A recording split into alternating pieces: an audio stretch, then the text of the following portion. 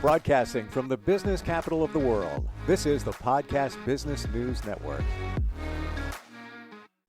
So, question for anybody who is a business owner, CEO, you lead a team, you're in charge of a number of people. Would it be fantastic if everybody wanted to work with you, just wanted to follow you? It just felt good about your leadership, not that you're telling them what to do or throwing them all these incentives or everything. They just want to. That's the way it should be. Mm-hmm. And it can be. And we're going to show you how. We've been talking about this for the past couple of weeks. We're going to look at it through different lenses today, specifically his lens. And I'll tell you why. Randy Swaim is here, coaching for relevance.com. Welcome back. How you doing today? Good. I'm glad to be here as always. And I appreciate you, man. Yeah, same here. And this is different for us today because this is somewhat going to center on your autobiography that recently came out. And through the lens of that, if you will, the leadership aspect and how to have people want to be part of what you've got going on. Yeah, and we'll do that, and I'll kind of start from a little bit further back in my journey and everything, just to kind of hint at that, because I'll tell you, this whole thing has really helped me get a sense of how I had applied things without even realizing it, just because of what a real leader had done with me decades ago. And it's kind of interesting on that. And I know the last couple of weeks we've been focused on different aspects of the dysfunctional, control freak, dictatorial, management style versus the real leadership style where you're really getting radical results and stuff. And this is going to take that depth to a little bit of a different level. And so we'll kind of illustrate that. And when you're ready, I'll kind of go with a couple of things. And of course, you can throw in a couple of things if you want. Sure. Yeah, I'm curious. Is it fundamentally, when we're talking about being a leader and having those wanting to follow you and just be engaged with what you're doing, is it about trust? Is it just always come back to trust?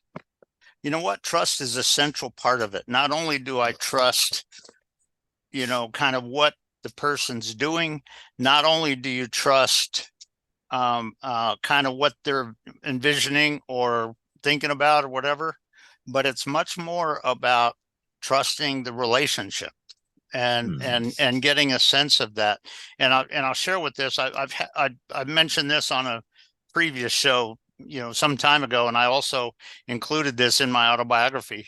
And but people may remember that the finest leader with whom I've ever served in my whole life, I mentioned, was at the time that I worked with him, he was Colonel Richard B. Myers, but he actually was promoted to General Richard B. Myers, and actually from 2001 to or about 2005, he was the chairman of the Joint Chiefs of Staff, and he was the first Air Force general that was ever selected for that.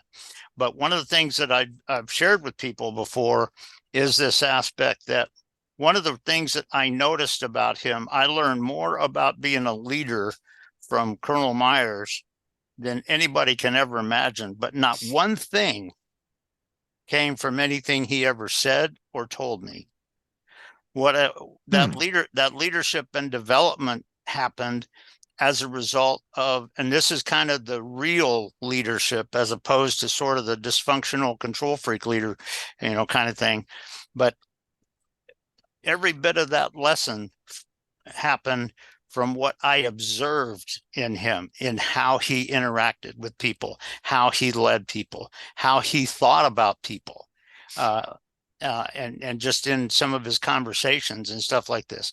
And there's no person on planet Earth that I necessarily, as a human being anyway, would be more than happy to serve under. But he was, I learned an awful lot about leading people, about the way he interacted with people, the way he even sometimes when he had to kind of step in for a situation, the way he did it, which was very different. It wasn't dictatorial. It wasn't control freakish. It wasn't just pointing fingers and telling people, but he connected with people in a way that they truly believed in what the team was doing. They truly believed in him, and they believed in what they were capable of.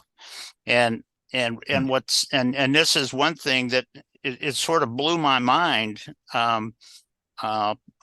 just recently. And I'll go ahead and mention a couple of things like we were just talking about. But obviously, I included that in my autobiography.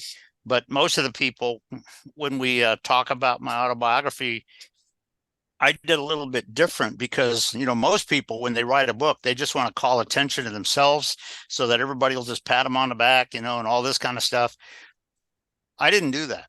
What I did is I talked about my story. And in some cases, I was honest up front with some of the struggles that I had, some of the aspects that I had to overcome. And I'll just kind of mention this here, but the title of it is Bringing Freedom to Potential. And the subtitle is True Story of Overcoming and Soaring Above the Storms in Life. So that has been a big part of my journey. And I was honest about that journey coming across. And I didn't call attention to myself. I was honest with some of the struggles that I had to overcome, kind of thing.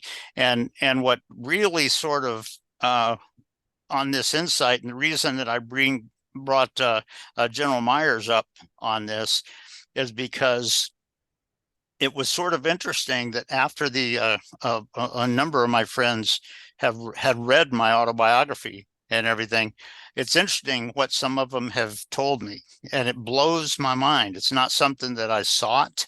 It's not something that was a goal of mine. One person actually, I told her, I said, well, I hope you enjoy it, kind of thing. And she looked at me, she said, I'm almost done with it. And she said, you know what? There's one thing that I fully appreciate about this, totally. And I said, really? What is that? And what she said was, you brought honesty to the story. And I said, well, I did. And she said, you know what? That is very unlike most. And she said, that was amazing. And I so appreciate that part of it. And I'll just kind of share two other examples. One friend of mine, we're not romantically related or anything like that. We're colleagues, and she's a nice lady and we're friends. But she texted me, and I'll give you the exact quote of the text, and it blew me away because she said, Randy, I'm reading your book and I can't put it down. And then she said, you're an amazing man, and I fully appreciate who you are. And I went, whoa, in my mind, kind of thing. I really appreciated that reaction. But then there was one other lady that she and I, some time ago, a few months ago, had got together. We just had a conversation, and we learned she's about, I think she's about 8 or 10 years older than me, but she was one of the things we found is that we both had some similar struggles in our journey together, and not together, but in our life journey and everything like that. And but it was interesting because about a week ago, she called me over when we were in the same facility. She called me over and went over and sat down, and she said, I want you to know something. She said, I just finished your book. I said, really? She goes, yeah. And I said, well, I hope you enjoyed it. She goes, I really did. And she said, I'll tell you what, there was one insight that was sort of mind-blowing for me. And I said, really? What was that? And this is what she told me. She said, what really floored me in a positive way was that I realized that in your story, you had overcome a lot of those struggles that in my life journey, I didn't know how to overcome. She said, and I never did. And she said, the fact that you overcame them and all that, she said, I'll never forget that. And I just was like, wow, thank you. I appreciate that. But it is sort of interesting when you look at that and you kind of get an insight, because I didn't try to sell them.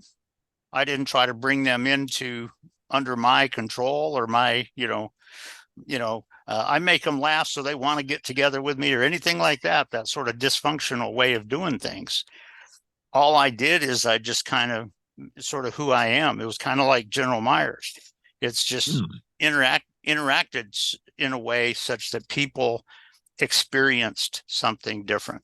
And what was amazing, and one of the big lessons for me out of that whole thing is, and I really appreciate it, that when you talk about leadership or you talk about this aspect and legacy, what I realized is that even in ways I didn't even realize it in my life journey for the last, 30 years or whatever, in my life journey, I had actually been applying what I learned from Colonel Myers back, 40 years ago, actually almost, about 40 years ago kind of thing. I was actually applying what I learned from him, not because of anything you told me, but because of what I experienced and what I saw and what I learned from. And what happened was, what I had always appreciated from my interaction with him, these people were giving me that same kind of reaction to me, not because I'm trying to tell them all about me, no, but because their experience from the story and from the value was something value to them, and it made them want to connect and everything. And the big thing on this, I kind of throw out to people is, yes, when you look at my autobiography, yes, the people that have that kind of a reaction to it, that can be a legacy of mine. But you know what? When you look at true leadership and the purpose of your journey, that's also part of General Myers' legacy. Do you And feel he doesn't even know about it, but you know what? It is. And that's just something that's a part of leadership. When you talk about this real leadership and the legacy and that lifelong impact, that can be huge. Yeah, go ahead. do you feel, Randy, that his values, his legacy translated right into the book? It's almost as if, I don't want to say you channeled him, but like just his vibe, his energy, his what he's about. To be honest with you, in one sense, yes, but I only included about two sentences in the book about him because other than just my time when we served together and flew together and everything, Sure. but I mentioned that he is the most fantastic leader with whom I've ever served, and I learned so much with him. I included that in it, but that's about it. But the bottom line is, when you talk about that, it's not so much that he brought it into the story. He did in this context, though. What he did is, because of so much I learned from his leadership, that's who I sort of became. Yes. And because of that, yes, that was put into the book because that's the way I am leading and bringing it to value and all of that. And so that's why, there's an aspect of that can be legacy for me with people that read it. But you know what? Even though it's been decades ago, we're talking 40 years ago kind of thing. You know what? This can be part of his legacy too, just because of who he was and what he's done. And so that's it's not so much that I brought him mentally into it. No, it's just based on being aware of the leadership growth and seeing what real leaders are, real leaders. I started adapting and growing myself to become more like a real, true leader. Sure. And because of that, who I am brought it to the book. But guess what? If I had not served with Colonel Myers at the time, guess what?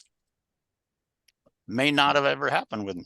Yeah. Because he was a key person with which I've learned so much. And there's people that if I had to go to war, I'd be happy to serve with him anytime and fly with him anytime, kind of thing, or whatever, if you had to. But again, it's just an aspect of what your people sense, experience, and what is their journey feeling like and being like in terms of growing. Not just are they happy to kind of talk to you, but are they growing based on what they experience and see and think with you?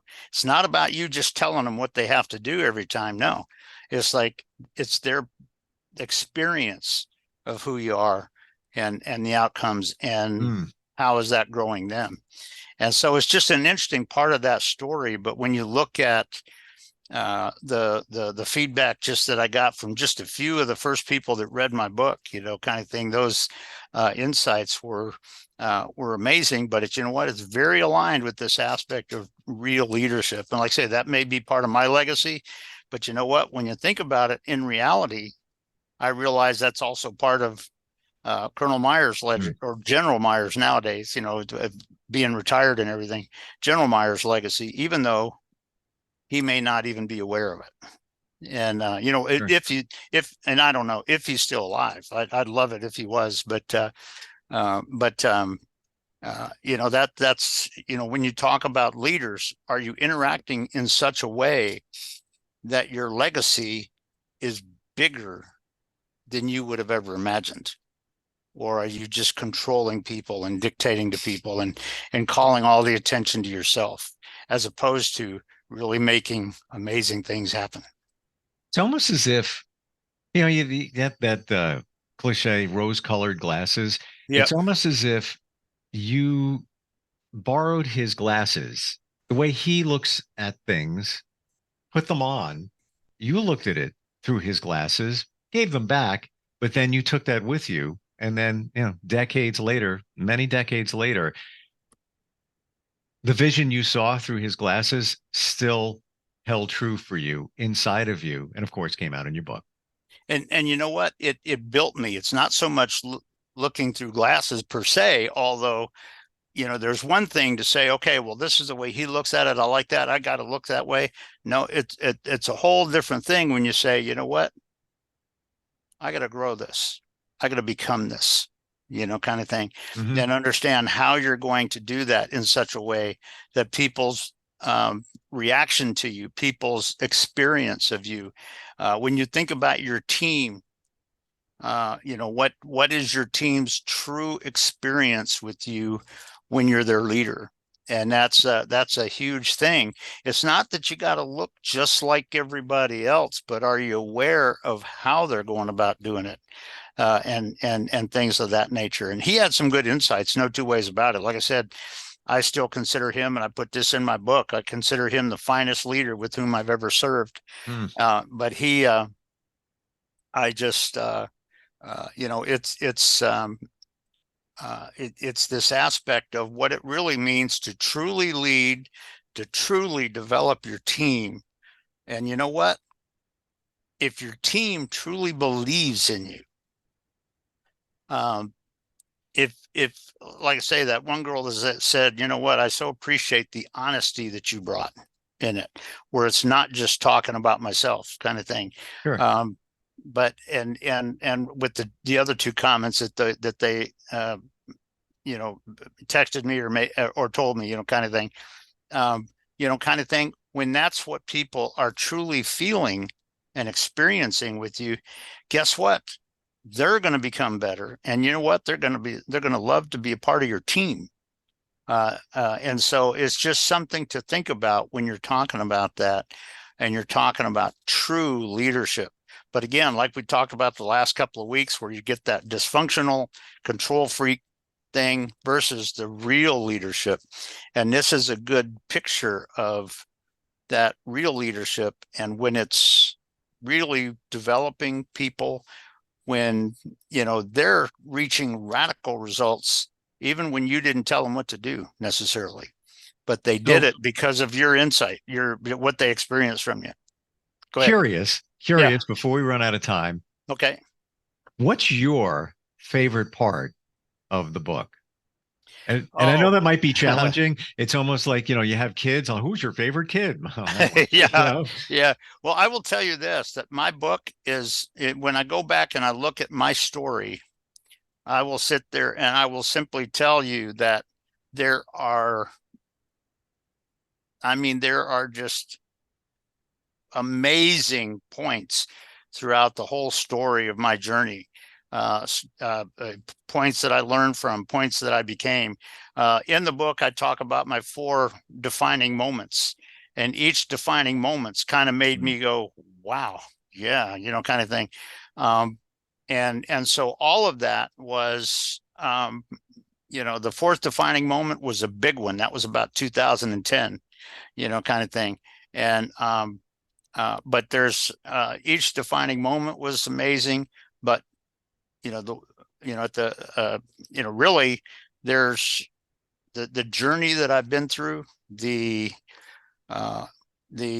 experiences I've had as a military aviator and an instructor Wizzo and stuff in the F4, and also flying Learjets on a strategic air defense training contract kind of thing, where you're going out and flying crazy stuff. And what I really truly experienced, but I gotta say, what I would generally say is that the huge amount that I saw that was repeated through the book, the real amazing things that I think stood out to me in my whole journey, is the numerous times where people stepped up and did something that I didn't expect. And it was positive, and it did amazing things for my moving forward and my becoming something. Wow. And I think, there's a number of those throughout the whole journey. As I look back on my life journey and everything, it's just amazing. But that happens when people are not responding to you because you're trying to control them, or you're trying to tell them what to do, or you're trying to force them into doing what you want them to do. No, it's something about their experience of you that makes them want to do this, or there's something within them that makes them want to go, oh, let's do this for them, or let's do this with them. Yeah. And that is huge. But you know what? That's leadership, and that's true leadership. And that is a number of places throughout the whole story. So, yeah. I have to tell you, by the way, the book is called Bring Freedom to Potential, a true story of overcoming and soaring above the storms of life. Yeah. I love the cover. There's just a feeling of true freedom on the cover. I'm not going to explain it for everybody, but when you see it, you'll get the vibe from it.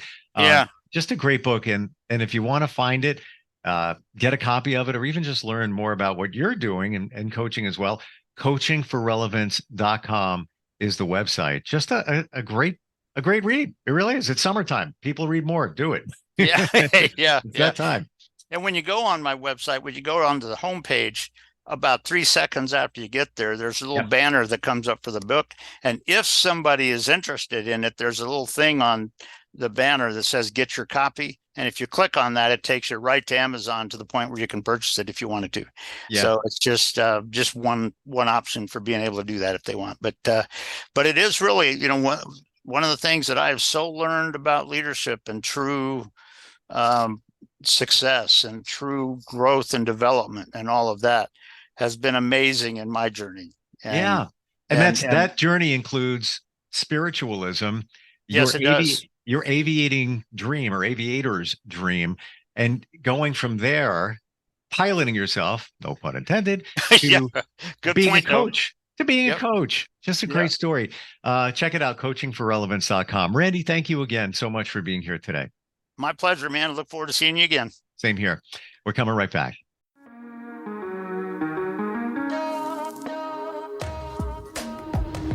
Broadcasting from the business capital of the world, this is the Podcast Business News Network.